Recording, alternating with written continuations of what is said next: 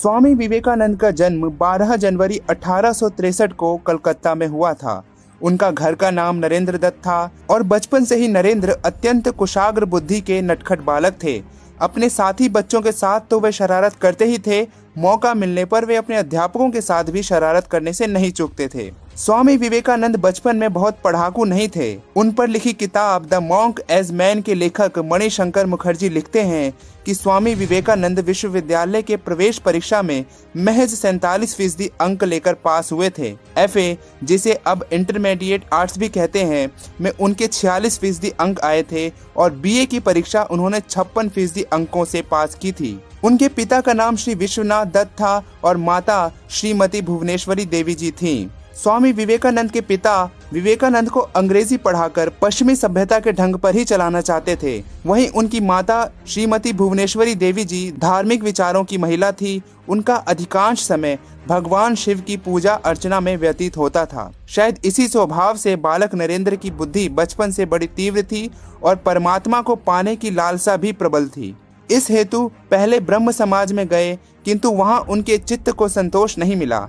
वे वेदांत और योग को पश्चिम संस्कृति में प्रचलित करने के लिए महत्वपूर्ण योगदान देना चाहते थे। सन 1884 में पिता विश्वनाथ दत्त की मृत्यु हो गई, जिस कारण घर का पूरा भार नरेंद्र पर आ पड़ा। घर की दशा बहुत खराब चल रही थी। अत्यंत गरीबी में भी नरेंद्र बड़े अतिथि सेवी थे। स्वयं भूखे रहकर अतिथि को भोजन कराते थे। स्वयं बाहर वर्षा में रात भर भीगते ठिठुरते पड़े रहते और अतिथि को अपने बिस्तर पर सुला देते थे। ये बातें उनके मूल में थी। भारतीय संस्कृति के आदर्शों का अनुसरण किसी भी स्थिति में वे करते थे। स्वामी विवेकानंद का मन अध्यात्म की ओर तो था ही, पर वह हर बात तर्क के द्वारा ही स्वीकार करते थे। मन में बचपन से ही ईश्वर को जानने और उसे प्राप्त करने की लालसा दिखाई देने लगी थी। ईश्वर के बारे में जानने की उत्सुकता में कभी कभी वे ऐसे प्रश्न पूछ बैठते थे कि इनके माता पिता और कथावाचक पंडित जी तक चक्कर में पड़ जाते थे। उन्होंने स्वामी रामकृष्ण परमहंस के बारे में सुना था तो वह उनसे मिलने पहुंचे। स्वामी विवेकानंद अपने गुरु श्री रामकृष्ण परमहंस से पहली बार मिले तो बातों ही बातों में पूछ बैठे, महाशय, क्या आपने ईश्वर को देखा है? गुरु रामकृष्ण परमहंस ने छूटते ही जवाब दिया, हाँ देखा है। जैसे मैं तुम लोगों को देख रहा हूँ, तुम लोगों के साथ बातचीत कर रहा हूँ, ठीक उसी तरह उन्हें भी देखा जा सकता है, उनसे बातें की जा सकती है। लेकिन इसकी चाह किसे है? लोग तो पत्नी, पुत्र, धन, संपत्ति वगैरह की शोक में आंसू बहाते हैं, लेकिन ईश्वर के लिए कौन अधीर होता है? उन्हें पाने के लिए अगर कोई व्याकुल होकर पुकारे तब वे अवश्य ही उसे दर्शन देते हैं। यह उत्तर स्वामी विवेकानंद के मन में घर कर गया और उन्होंने रामकृष्ण परमहंस को अपना गुरु स्वीकार किया। स्वामी विवेकानंद अपना जीवन अपने गुरुदेव स्वामी रामकृष्ण परमहंस को समर्पित कर चुके थे। गुरु रामकृष्ण परमहंस के अंतिम दिनों में बहुत ही प्रेम से उनकी सेवा की। गुरुदेव के शरीर त्याग के दिनों में अपने घर और कुटुंब की नाजुक हालत की परवाह किए बिना, स्वयं के भोजन की परवाह किए बिना गुरु सेवा में सतत हाजिर रहे। गुरुदेव का शरीर अत्यंत रुग्ण हो गया था। कैंसर के कारण गले में से थूक, रक्त, कफ आदि निकलता था। इन सब की सफाई स्वामी विवेकानंद स्वयं खूब ध्यान से करते थे। स्वामी विवेकानंद जी की ये कहानी गुरु शिष्य परंपरा का अद्भुत उदाहरण है। स्वामी विवेकानंद ने 25 वर्ष की उम्र से ही भगवा वस्त्र धारण कर लिया था। उसके बाद वह भारत को जानने के लिए उन्होंने पैदल ही पूरे भारत की यात्रा की थी। विवेकानंद बड़े स्वप्न दृष्टा थे। उन्होंने एक नए समाज की कल्पना की थी, ऐसे समाज की कल्पना जिसमें धर्म या जाति के आधार पर मनुष्य में कोई भेद नहीं रहे। उन्होंने वेदांत के सिद्धांतों को इसी रूप में रखा। अध्यात्मवाद बनाम भौतिकतावाद के विवाद में पड़े बिना भी यह कहा जा सकता है कि समता के सिद्धांत का जो आधार विवेकानंद ने दिया, उसे सबल बौद्धिक आधार पर शायद ही ढूंढा जा सके। विवेकानंद को युवकों से बड़ी आशाएं थी। आज के युवकों के लिए ही इस ओजस्वी सन्यासी का यह जीवन वृत्त लेखक उसके समकालीन समाज एवं ऐतिहासिक पृष्ठभूमि के संदर्भ में उपस्थित करने का प्रयत्न किया है।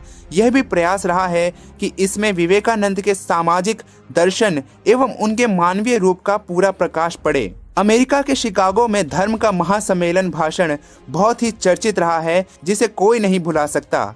जहां उन्होंने विश्व को भारत की बात बताई थी। विवेकानंद सन 1893 में शिकागो में आयोजित विश्व धर्म महासभा में भारत की ओर से सनातन धर्म का प्रतिनिधित्व करने गए थे।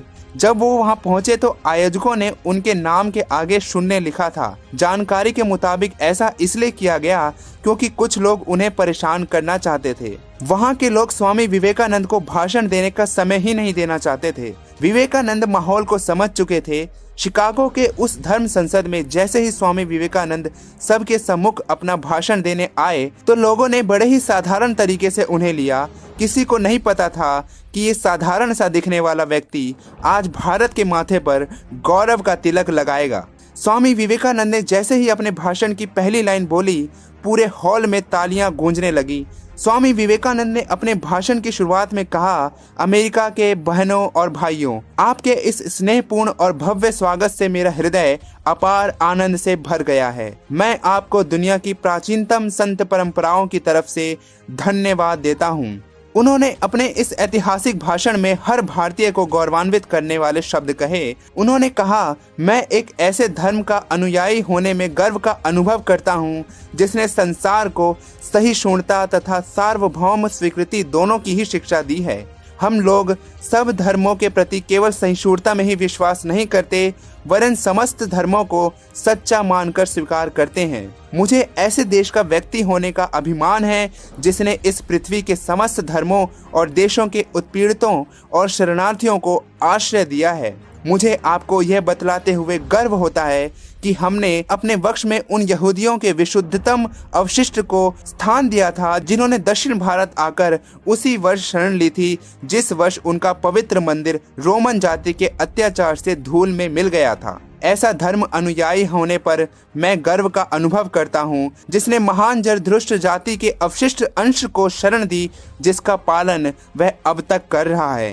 स्वामी विवेकानंद को अपने मृत्यु का भी पता था।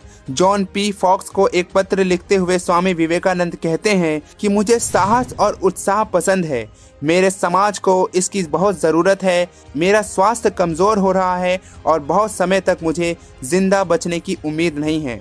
स्वामी विवेकानंद को पता था कि उनकी मृत्यु कब होगी। उनकी चेतना समय के साथ बढ़ती जा रही थी। इस बढ़ती चेतना को शरीर का संभाल पाना संभव नहीं था।